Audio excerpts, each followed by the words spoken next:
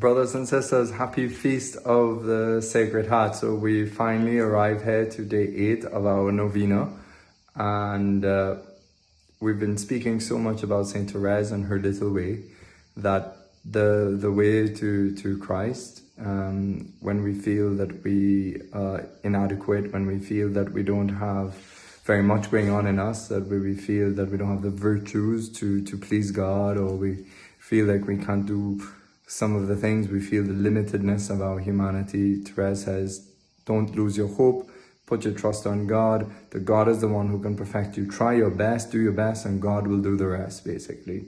You know, it's God's prerogative, it's God's task to perfect us, to bring us to the heights. And today now, on this great feast of the Sacred Heart, it comes to mind one of my brothers who was an archaeologist, and he Dominican brother, and he knows so well the early frescoes and paintings and depictions. And one of the earliest depictions of Jesus by the Christians in the first centuries was the Lord as the Good Shepherd. And he said something once to me that always struck me, that he said that's his biblical image of the Sacred Heart of Christ. And today, when I was reading the readings at Mass, I was struck, and I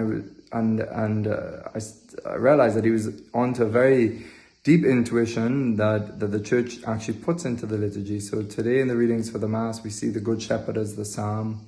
We see the Gospel, the shepherd who leaves the 99 to go in view of one.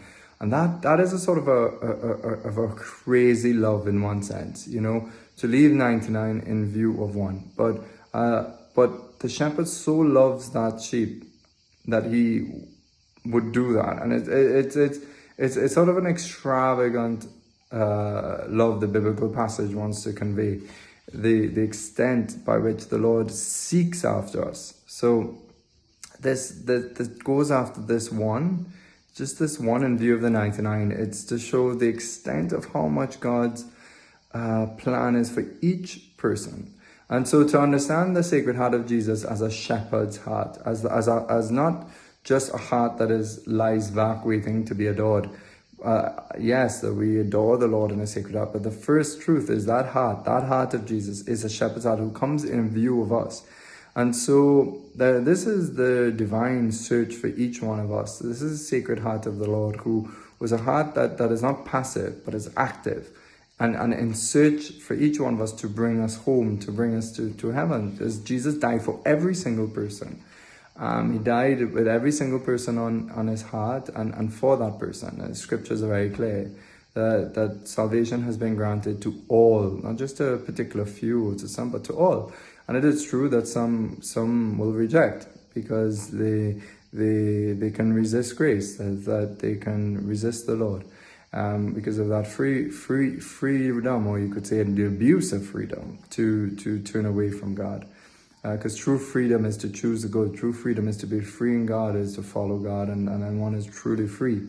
And so the Sacred Heart is think of as this shepherd who brings you to where? To himself.